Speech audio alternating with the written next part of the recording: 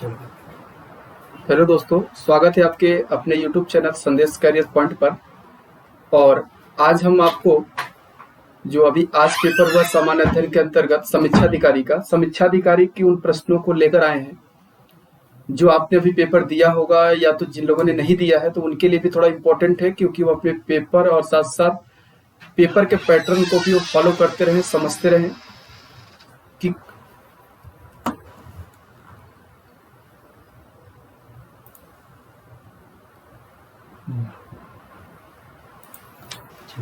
कि कहीं न कहीं जो क्वेश्चन आपके पेपर में पूछे गए हैं वो कौन-कौन से थे, तो उसकी आज चर्चा करेंगे। तो यहाँ से ध्यान रखिएगा कि पहला क्वेश्चन था कि भारत का ओसनिक नेशनल पार्क कहाँ स्थित है, तो ये ध्यान रखिएगा, ये आपका कच्छ में है। और कच्छ कहाँ पड़ता है, तो ये आपका गुजरात में पड़ता है, ठीक है। दूसरा प्रश्न लिखा है कि भारत की पहली semi high speed train Vande Bharat चलती है, तो आपको पता है वंदे भारत ट्रेन जो चलती है वो आपका यहाँ से ऑप्शन ए सही होगा, वाराणसी से लेकर ये नई दिल्ली के मध्य चलती है। तीसरा प्रश्न आपके सामने लिखा है कि भारत के निम्नलिखित नगरों में से किस में देश का प्रथम कृत्रिम रबर संयंत्र लगाया गया था, तो ये आपका जो उत्तर होगा ये पानीपत होगा। पानीपत कहाँ पड़ता है, हरियाणा में पड़ता है, ठीक है, हो जाएगा। चलिए अगले प्रश्न की ओर चले।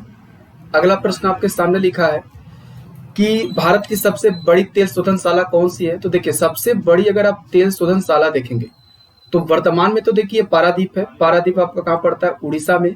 इससे पहले कौन सा था, तो वो आपका मथुरा था। पांचवा प्रश्न देखते हैं, तो भारत का कौन सा राज्य सर्वाधिक लंबी तटरेखा वाला राज्य है, तो ये आपका हो जाएगा, वर्तमान में तो अभी गुजरात है, और साउथ में पूछेगा तो आंध्र प्रदेश, ठीक है। छठवां लिखित में कौन सा सेल समूह में कौन सा भारत में अधिकतम मात्रा में कोयला प्रदान करता है, तो ये ध्यान रखिएगा, कोयला जो प्रदान करता है गोंडवाना क्रम की चट्टानों में भारत में सबसे ज्यादा कोयला पाया जाता है, ये आपको ध्यान रखना है। और कोयला किस प्रकार का होता है, बिटुमिनस प्रकार का कोयला पाया जाता है, ठीक है। चलिए आगे प्रश्न लेते हैं। आगे प्रश्न, इस प्रश्न को आप थोड़ा कमेंट बॉक्स में दीजिएगा, जैसे मिलेगा मैं आपको जरूर बताऊंगा। कुछ प्रश्न हैं जो कि मैं आपको बाद में बता सकता हूं और आप भी कोशिश कर सकते हैं, ठीक है।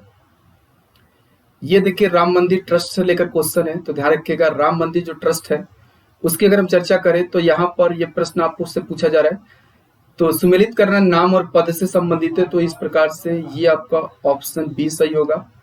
तो ये आप ध्यान रखिएगा, गोपाल दास जी नित्य हैं, वो आपके राम मंदिर ट्रस्ट के अध्यक्ष हैं। और इसमें आपका जो स्वामी गोविंद देवगिरी है वो इसमें आपके ट्रस्ट के कोषाध्यक्ष हैं। और इसके बाद अगर आप देखा जाए श्री चंपत राय को देखें तो ये आपके ट्रस्ट के महासचिव हैं। और निपेंद्र मिश्र को अगर आप देखें तो ये आपके राम मंदिर निर्माण समिति के प्रमुख। तो इस हिसाब से आपका क्या हो जाएगा, ऑप्शन बी सही होगा। अगला प्रश्न लेते हैं। अगला प्रश्न है, निम्नलिखित में से किसी सर्वोत्तम फिल्म के ऑस्कर पुरस्कार 2020 प्रदान किया गया, तो ध्यान रखिएगा ऑस्कर फिल्म की अगर हम बात कर लें तो ऑस्कर फिल्म जो दिया गया है वो देखिए फिल्म जोकर को दिया गया था। और ऑस्कर पुरस्कार की शुरुआत हुई थी, ये आपको पता होगा कि कहीं न कहीं 1929 में स्टार्ट किया गया था। अगला है कि 10वां प्रथम खेलो इंडिया विश्वविद्यालय खेल कहाँ आयोजित किया गया, तो ये ध्यान रखिएगा ये भुवनेश्वर में किया गया था और नवीन पटनायक ने इसका क्या क्या शुभारंभ किया था। 11 नंबर का सवाल आप इसको देखिएगा, फिर कमेंट बॉक्स में हमको जरूर बताइएगा। 12 नंबर के ऑस्ट्रेलिया में फरवरी मार्च 2020 के दौरान आयोजित आईसीसी महिला T20 विश्व कप में कितनी टीमों ने भाग लिया था, तो ध्यान रखिए आप लोग, इसमें कुल टीमें जो थी ना वो 10 टीमें थी और ये 7वां T20 वर्ल्ड कप था, ये आपको ध्यान रखना है। अगला है कि कुष्ठ रोग के खिलाफ किए गए प्रयासों हेतु व्यक्तिगत श्रेणी में अंतर्राष्ट्रीय गांधी पुरस्कार 2020 पाने वाले कौन है, तो ध्यान रखिएगा ये NS धर्मसक्तु है, ठीक है। 14 नंबर सवाल है, ये रीजनिंग का सवाल है। 14 का आपका ध्यान रखिएगा, 14 नंबर की अगर हम बात करें तो ये आपका ऑप्शन ए सही है। 15 की बात करें तो ये आपका ऑप्शन सी सही है। और 16 की बात करें तो इसमें आप देख रहे हैं कि 16 जो कि 16 में ऑप्शन डी सही है। और इसी तरीके से अगर 17 की बात कर लें तो 17 में आपका ऑप्शन सी सही होगा, ठीक है। 18 नंबर सवाल देखिए, 18 नंबर में आपका क्या हो जाएगा, ऑप्शन बी सही है। ये आपका रीजनिंग का सवाल है, ऑप्शन बी। 19 में लिखा निम्नलिखित कौन सी संख्या अन्य 3 से भिन्न है? तो 19 का ए सही है। 20 नंबर में आपका ऑप्शन क्या हो जाएगा? ध्यान रखिए, क्वेश्चन को भी देखते रहिए। ऑप्शन बी आपका 20 का ए सही होगा, 20 का ए। ठीक है, अभी हम क्वेश्चन केवल सॉल्व करा देते हैं, इसको आप देखते रहिए। उत्तर प्रदेश में किसान समृद्धि आयोग का गठन किस वर्ष हुआ था? इस क्वेश्चन का जवाब आप कमेंट बॉक्स में इसलिए दीजिएगा क्योंकि ये लेखपाल के लिए बहुत इंपॉर्टेंट सवाल है और इसका उत्तर मैं आपको कमेंट में ही बताऊंगा, इसलिए आप इसको ध्यान रखिएगा। आप लोग इसका उत्तर जरूर बताएगा, आपके लेखपाल के लिए बहुत जरूरी है। निम्नलिखित जनपदों में से किसमें साक्षरता दर सबसे कम है? ध्यान रखिएगा, सबसे कम आपका श्रावस्ती में है। ठीक है, अगला है सबसे ज्यादा अगर पूछेगा तो गौतम बुद्ध नगर का है। उत्तर प्रदेश राज्य में कुल सिंचित क्षेत्र का नहर से कितनी सिंचाई होती है? तो इसका ऑप्शन सी सही है, 28%। 24 नंबर का सवाल दिया है कि एक जनपद, एक जिला, एक उत्पाद, एक जिला एक उत्पाद से है। तो इस प्रकार से ध्यान रखिएगा, इसका जो सही उत्तर है वो आपका ऑप्शन बी सही है, ये आप थोड़ा ध्यान रखें। 25 नंबर का सवाल है, उसमें लिखा है कि उत्तर प्रदेश की मुख्य लोकगीत कौन है? तो ये आपका बिरहा, चैती, ढोला। तो इस प्रकार से आपका ऑप्शन डी सही है। 26 उत्तर प्रदेश के प्रमुख लोक नृत्य कौन से हैं? तो ये आपका चरकुला, कर्मा और पांडव। तो ये आपका ऑप्शन बी सही हो जाएगा। 27 नंबर का सवाल देखिए, व्यापार सुविधा केंद्र और क्राफ्ट म्यूजियम की स्थापना उत्तर प्रदेश के किस जनपद में है? तो ये देखिएगा आपके वाराणसी के लालपुर में स्थित है। तो ये आपका बी सही होगा। इफ्को यूरिया कारखाना उत्तर प्रदेश के निम्नलिखित में से किस स्थान पर है? ऊंचाहार, ये बरेली में स्थित है, ध्यान रखें। अगले प्रश्न की तरफ चलें। अगला है निम्नलिखित कौन सा एक सुमेलित नहीं है? तो आप जानते हैं, तो हमारा जब आप कॉन्स्टिट्यूशन का पार्ट पढ़ेंगे तो वहां से आपको मिल जाएगा। और सीधा सा भी मैंने कुछ में पहले ही आपको ये पढ़ाया था, वहां पे भाग और उससे संबंधित प्रावधान जो लिए गए उसमें मैंने आपको बताया था 22 भागों के बारे में। तो ये आपका बी सुमेलित नहीं है क्योंकि बी ये भाग 7 में ना होकर भाग 8 में है। ठीक है, चलिए अगला प्रश्न है, इसका आपका ऑप्शन ए सही होगा, ध्यान रखें। 30 का 31 आप देख रहे हैं कि एक तरफ अनुसूची है, एक तरफ इसमें किसका प्रावधान किया गया, ये आपको ध्यान रखना है। 8वीं अनुसूची 22 भाषाओं का उल्लेख, 7वीं अनुसूची में 3 सूचियों का उल्लेख मिलता है, 10वीं अनुसूची में दल बदल से संबंधित है, 9वीं अनुसूची कुछ अधिनियमों का विधि जमींदारी से संबंधित। तो इस प्रकार से अगर इसके देखें तो ये आपका ऑप्शन इसमें क्या हो जाएगा? डी सही होगा। ठीक है, चलिए अगला प्रश्न लेते हैं। अगला है 32 नंबर का। तो देखिए, अंतर्राज्यीय परिषद का गठन 1990 में हुआ। कब हुआ? 1990, ये बिल्कुल सही है। इसके बाद राष्ट्रीय विकास परिषद का गठन, ये देखिए 1952 में हुआ है।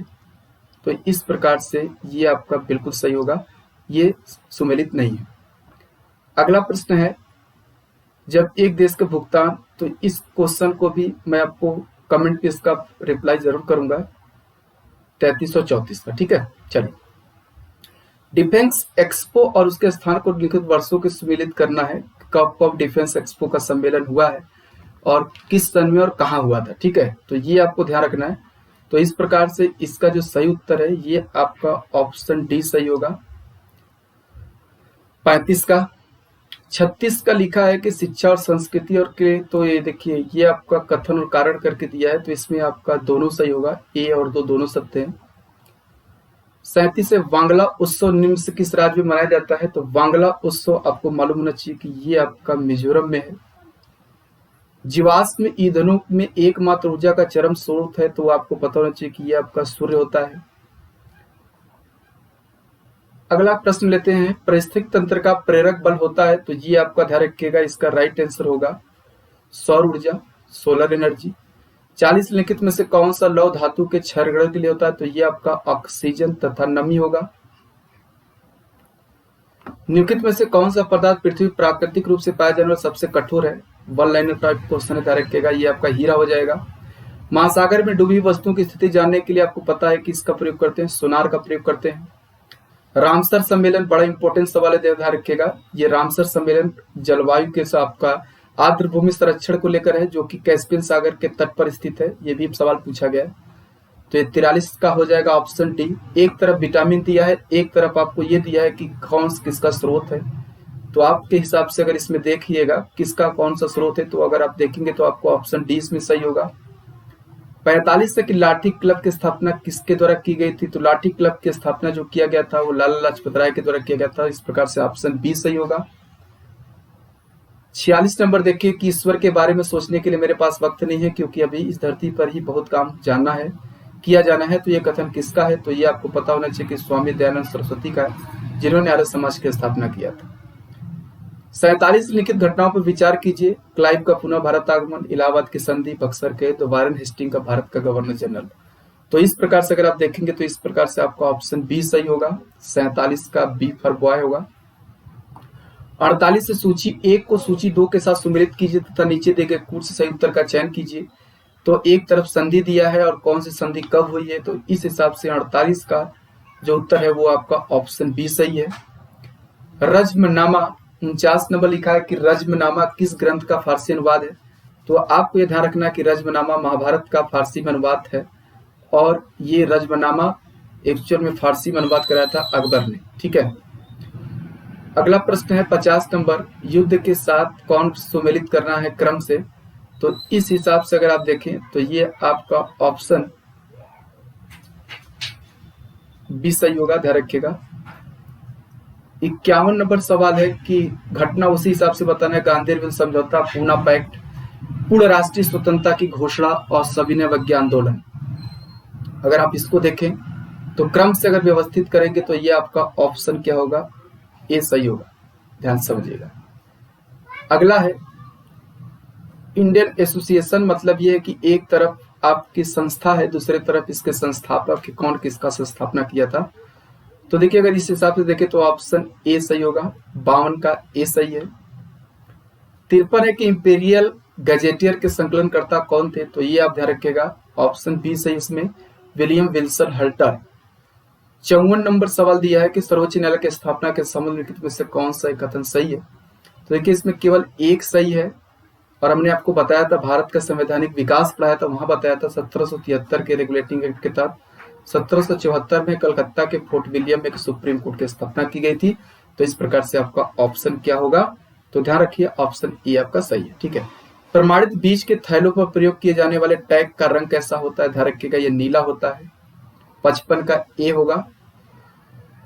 56 लिखा लिखित में से कौन सी एक सुमेलित, एक सही सुमेलित है, तो ये ध्यान रखिएगा, सहकारिता आंदोलन जो था, सहकारिता आंदोलन जो चला गया था ये महात्मा गांधी के द्वारा चला गया था। इस प्रकार से ऑप्शन ए सही है। देश की पहली इंटरसिटी इलेक्ट्रिक बस सेवा की फरवरी 2020 में पहली प्राइवेट साझेदारी मॉडल अर्थात पीपीपी मॉडल के तहत शुरू किया गया। तो ये देखिए आपको मैंने करंट में बताया था फरवरी में ही, जो आपको मैं मंथली करंट पढ़ाता हूँ उसमें मैंने आपको बताया था महाराष्ट्र इसका सही उत्तर है। अगला प्रश्न है उत्तर प्रदेश के सर्वाधिक फसल क्षेत्र के अंतर्गत सही सुमेलित है, तो ध्यान रखिएगा इसका जो सही उत्तर होगा ये आपका ये सही है, तो सरसों के साथ आगरा होगा। अगला प्रश्न है डिपॉजिट इंश्योरेंस क्रेडिट, तो ये देखिएगा इसका आपका सी सही है, ए और बी दोनों हो जाएगा, 1 और 2। फिर सूची मिलाना है, एक तरफ बैंक का प्रकार दिया, एक तरफ बैंक दिया, कौन सा बैंक किस प्रकार का है। तो इससे हिसाब से अगर देखें तो 60 का जो होगा वो आपका ऑप्शन बी सही है, ध्यान रखिएगा। 61 में अगर देखा जाए तो 61 में आपका बी सही है, ऑप्शन बी सही है, ध्यान रखिएगा फिर। ठीक है। और हम 62 में देखें तो निम्नलिखित में से कौन से व्यवसाय का सामाजिक उद्देश्य है, तो व्यवसाय का जो सामाजिक उद्देश्य होता है वो होता है रोजगार का सृजन करना। तो 62 का ए। 63 है जनगणना के अनुसार निम्नलिखित राज्यों में किसमें नगरीकरण का स्तर सबसे निम्न है, सबसे जो निम्न है वो आप ध्यान रखिएगा हरियाणा में। अगला है निम्नलिखित केंद्र शासित या राज्य में जारवा जनजाति पाई जाती है, तो देखिए जारवा जो जनजाति पाई जाती है वो पाई जाती है आपके अंडमान निकोबार में, जो बंगाल की खाड़ी में स्थित है। 65 नंबर सवाल है कि खनन क्षेत्र दिया है और कौन सा खनिज पाया जाता है, तो इस हिसाब से अगर आप इसको सुमेलित करेंगे तो ये आपका ऑप्शन सी सही होगा। 66 नंबर सवाल देखिएगा भारत में मानसून की उत्पत्ति उत्पन्न किसके द्वारा होती है, तो मानसून जो भारत में सबसे ज्यादा वर्षा करता है, जो कि आप जानते हैं केरल के तटों पर सबसे पहले वर्षा होती है, तो ये आपका ऑप्शन ए होगा दक्षिण पश्चिम मानसून से। 67 निम्नलिखित में से किस राज्य से कर्क रेखा नहीं गुजरती? देखिए भारत के 8 राज्यों से कर्क रेखा गुजरती है, लेकिन ऑप्शन के हिसाब से देखा जाए तो ये आपका मणिपुर उत्तर सही होगा। एक तरफ राजधानी एक तरफ देश का नाम दिया गया है, तो ध्यान से देखिएगा, तो राजधानी और देश पूछा जा रहा है आपसे, तो इस प्रकार से आपका ऑप्शन क्या होगा? सी सही होगा इसके हिसाब से देखा जाए तो। अगला है, फिर एक तरफ नदी का नाम दिया है और दूसरी तरफ आपका दिया है कि कौन सा शहर किस नदी के तट पर है, तो इस हिसाब से अगर देखें तो ये आपका ऑप्शन डी सही है 69 का। 70 का अगर देखा जाए तो जुलाई 2020 में भारत सरकार द्वारा शुरू किया गया प्रेरक दौर सम्मान लिखित में से किससे संबंधित है? तो ध्यान रखिएगा ये आपका अगर देखा जाए तो अपशिष्ट प्रबंधन और स्थिति शहर की स्वच्छता को लेकर है, तो ये आपका ऑप्शन सी सही है। 2011 की जनगणना के अनुसार भारत के निम्नलिखित किस राज्य में अनुसूचित जाति की संख्या 0 है? तो ये आपको ध्यान रखना है कि ये आपका नागालैंड हो जाएगा, ऑप्शन बी सही होगा। ठीक है। 72 लिखा है कि भारत सरकार द्वारा जून जुलाई 2020 में मनाया गया संकल्प पर्व संबंधित है, तो ये आप ध्यान रखिएगा ये आपका वृक्षारोपण से संबंधित है, तो इस प्रकार से ऑप्शन ए सही है। नीली क्रांति का संबंध वन लाइनर टाइप का क्वेश्चन है, ध्यान रखिएगा ये आपका मछली उत्पादन से है। चित्रकूट जलप्रपात किस नदी पर है? तो ध्यान रखिएगा ये आपका इंद्रावती नदी पर है। कुमायूं हिमालय जैसा आप जानते हैं कि सतलज से लेकर सतलज नदी से काली नदी के बीच में है, मतलब नदियों के आधार पर हिमालय का जो बंटवारा किया गया उसके हिसाब से यहाँ से क्वेश्चन है। अगला है कि राष्ट्रीय वनीकरण पारिस्थितिकी विकास बोर्ड अर्थात NEB की स्थापना भारत सरकार द्वारा कब की गई थी? तो भारत सरकार ने इसकी स्थापना किया था, ध्यान रखिएगा 1992 में, ऑप्शन बी सही है। निम्नलिखित में से कौन एक 29 जून 2020 को मनाया गया सांख्यिकी दिवस का विषय थीम था? तो ये सतत विकास अर्थात सस्टेनेबल डेवलपमेंट। 78 है किस बॉलीवुड अभिनेत्री ने वर्ष 2020 में पद्मश्री पुरस्कार प्राप्त किया? तो ध्यान रखिएगा मैंने आपको पद्म पुरस्कारों का लिस्ट भी दिया था, तो इसमें आपका तापसी पन्नू हो जाएगा, ऑप्शन ए सही है। जनवरी 2020 में कितने पद्म विभूषण पुरस्कार मरणोपरांत दिए गए थे? तो एक तो आपको फर्नांडिस को दिया गया था, इसके बाद आपको कहीं न कहीं देखा जाए तो कुल मिलाकर अगर आप देखेंगे तो ये आपको 3 लोगों को प्राप्त हुआ था। अंतर्राष्ट्रीय ओलंपिक समिति द्वारा किसे coaches of life time achievement दिया गया? ये प्रकाश पादुकोण, 80 का सी हो जाएगा। 81 अंतर्राष्ट्रीय मातृभाषा दिवस मनाया जाता है? तो आप बहुत आसान सा सवाल है, 21 फरवरी को। भारतीय नौसेना द्वारा शुरू किया गया ऑपरेशन वनीला, ये आपको ध्यान रखिएगा ये आतंकवाद विरोधी ऑपरेशन के लिए था। संयुक्त सैन्य अभ्यास अजय वॉरियर आपको बताया गया है, सब क्वेश्चन ऊपर वाला भी क्वेश्चन बताया गया, ये आपका जो संयुक्त अभ्यास होता है वो भारत और ब्रिटेन के साथ होता है। अगला प्रश्न है, एक भारत श्रेष्ठ भारत के संदर्भ कथनों पर विचार करें? तो देखिए इसमें ऑप्शन दोनों सही है, तो इसलिए आपका सी ऑप्शन सही होगा, दोनों, एक और दो दोनों होगा। अगले प्रश्न की तरफ चलते हैं, रीजनिंग का सवाल है कोडिंग डिकोडिंग का, तो इस प्रकार से ये आपका ऑप्शन सी सही होगा।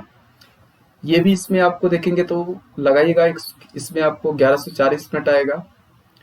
इसके बाद अगले प्रश्न की तरफ चले तो किसी एक निश्चित गुण भाषा में यदि एच को 41 लिखा जाए तो SH को 49, तो THEM को क्या लिखेंगे? तो इसके हिसाब से अगर आप देखें तो ऑप्शन ए सही है। 88 में आपका ऑप्शन बी सही होगा, बुधवार। 90 में अगर देखा जाए तो 90 में ये आपका ऑप्शन बी होगा, 84।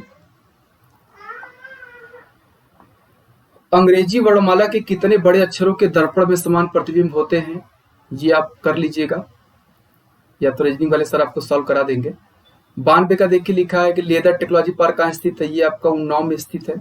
उत्तर प्रदेश राज्य उच्च शिक्षा परिषद कब स्थापित किया गया? 1995 में स्थापित किया गया था। 94 लिखा है इसमें कौन सा सुमेलित नहीं है? तो ये आपका सुमेलित नहीं है, झांसी। तो इस प्रकार से ऑप्शन आपका डी सही है। निम्नलिखित युगों में कौन सा सही सुमेलित नहीं है? तो ये आपका बेत और छड़िया हो जाएगा, ये वाराणसी में स्थित नहीं है।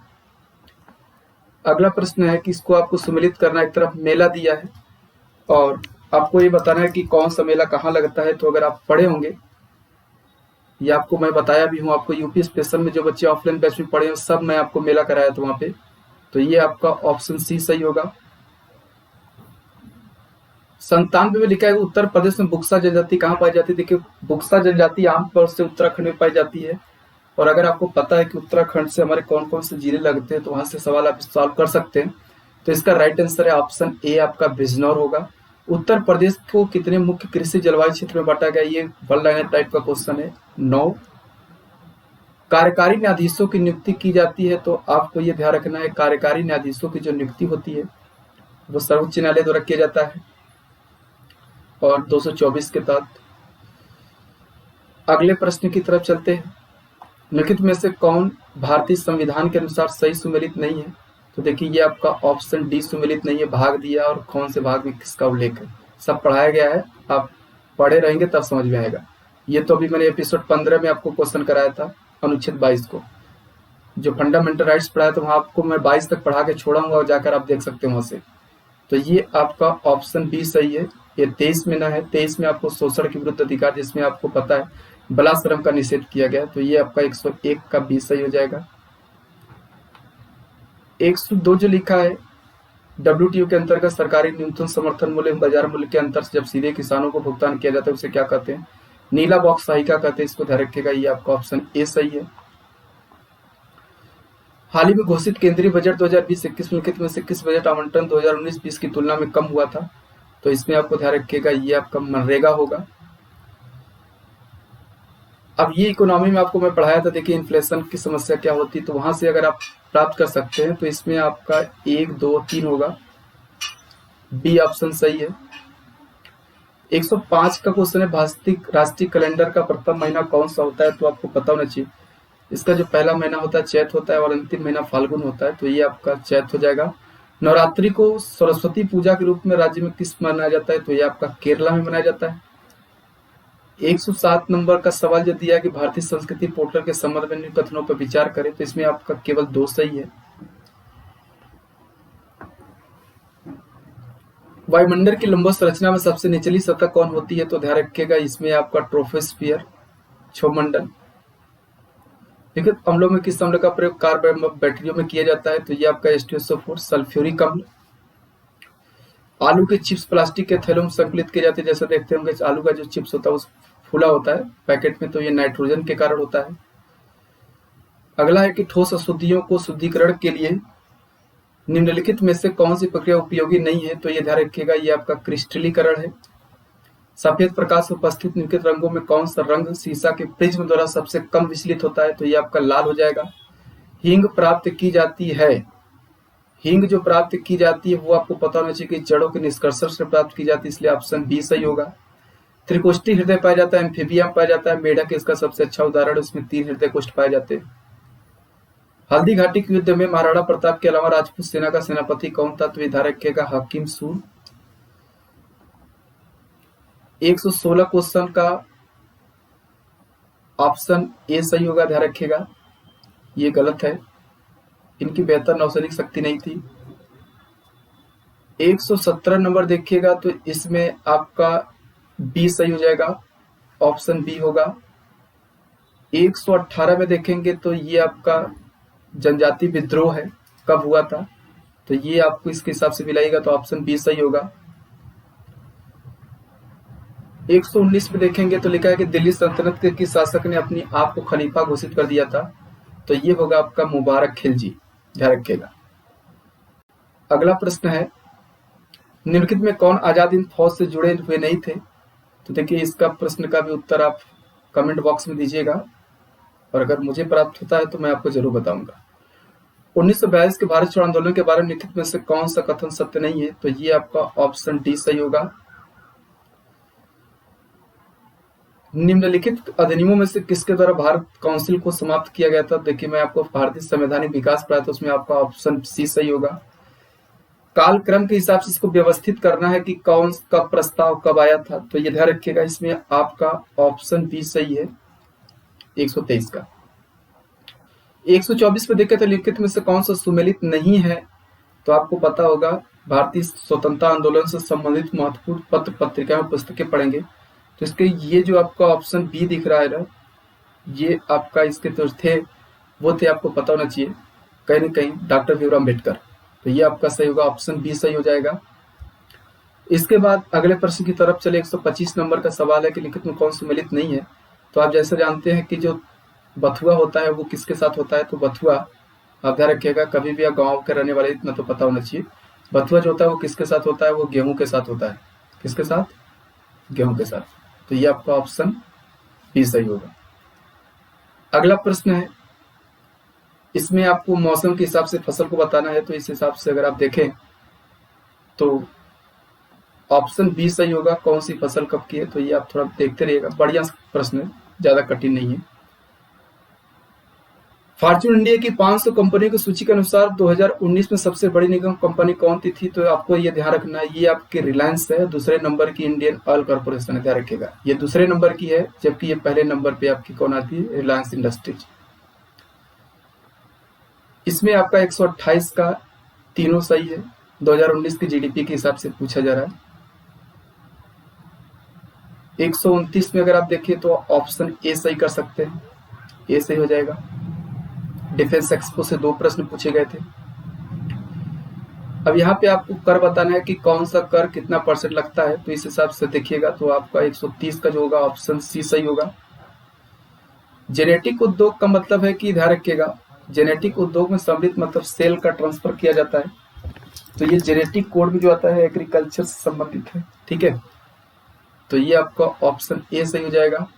लिखित नदियों में कौन कर्क रेखा को 2 बार काटती है, माही नदी 2 बार काटती है। अगर मकर रेखा पूछेगा तो कांगो नदी, और आपका भूमध्य रेखा पूछेगा तो कांगो नदी, और मकर रेखा पूछेगा तो आपका लिम्पोपो नदी हो जाएगा, ठीक है। चलिए अगला प्रश्न लेते हैं। 133 का महाविभाजक वर्ष, देखिए छोटा सा सवाल है, बहुत बढ़िया है। 121 हो जाएगा इसको, 1921 ऑप्शन बी। तुलबुल परियोजना किस नदी पे है, आप तो जानते हैं झेलम नदी पे है। अगला प्रश्न है, तो ये 135 का चारों सही, ध्यान रखिएगा आप लोग। 136 में अगर देखा जाए एनजीटी की स्थापना कब हुआ था, एनजीटी की, तो ये आपका 2010 में हुआ है।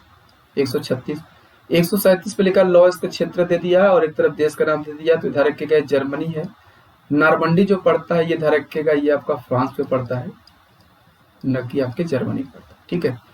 चलिए तो ये हो जाएगा आपका 138 भी उसी तरीके से है। तो ये भारत का रूर क्षेत्र, आप जानते हैं कि छोटा नागपुर के पठार को बोलते हैं, लेकिन अगर रूर नामक जो जगह पड़ता है वो कहाँ पड़ता है, जर्मनी में पड़ता है। तो अगर आप सीधा सा एक भी ऑप्शन जानते हैं तो इसलिए लिखा हुआ सुमेलित है, तो ये आपका ऑप्शन बी सही होगा। 39 में कौन सा अफ्रीकी पश्चिमी तट पर नहीं है, तो देखिए गैबन भी है, अंगोला भी है, लाइबेरिया भी है, लेकिन यहाँ पे बोत्सवाना आपका उत्तर सही होगा, ये पश्चिमी तट पे नहीं है। लास्ट प्रश्न लिखा है वन अनुसंधान संस्थान कहाँ स्थित है, तो ध्यान रखिएगा वन अनुसंधान संस्थान जो है वो आपका कहाँ पर है, तो ये आपका देहरादून में स्थित है। तो इस प्रकार से हमने आपको आज जो कराया 140 प्रश्न कराए। जो कुछ क्वेश्चन आपको नहीं बताए गए उसे आप कमेंट बॉक्स में दीजिएगा, और जैसे भी हमें मिलेगा हम आपको जरूर बताएंगे, क्योंकि हम पेपर का एनालिसिस करना बहुत जरूरी होता है। और हर स्टूडेंट की एक्चुअल में देखा जाए तो उसकी एक जिम्मेदारी समझिए, अगर वो एक तरीके से तैयारी कर रहा है तो जिससे कि उसको पता चले कि कहीं ना कहीं हमारे पेपर में क्या पूछे जा रहे हैं, हम करने वाले क्या हैं। आपकी तैयारी, अगर सच में आप तैयारी करते हैं तो आपको इन पेपरों को एक बार एनालिसिस जरूर करना चाहिए। आई होप आपको ये अच्छा लगा होगा, क्योंकि मैं जो पेपर सॉल्व करवाया उसको आप 1-2 बार देखिएगा, ठीक है। चलिए बहुत बहुत धन्यवाद।